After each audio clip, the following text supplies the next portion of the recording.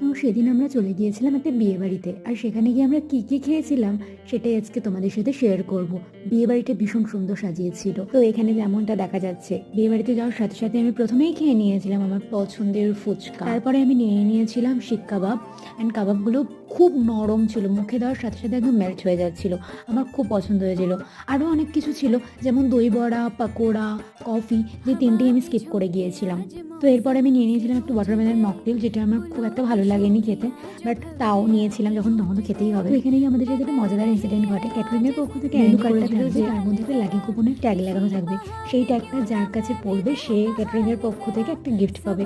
তো লাকিলি ওই ট্যাগটা বোনের মেনু কার্ডে পড়েছিল, আর বোন ক্যাটারিং এর পক্ষ থেকে একটা ডিশ গিফট হিসেবে পেয়েছে। তো আমি কোনো ইনভিটেশনে গিয়ে এই জিনিসটা ফার্স্ট টাইম দেখলাম। তো আমাদের সবারই এটা খুব ভালো লেগেছিল, বেশ মজা লেগেছে। এরপরের পার্টে আমি দেখাবো কি কি আমরা মেইন কোর্সে খেয়েছি। ততক্ষণের জন্য ওয়েট করো। টাটা।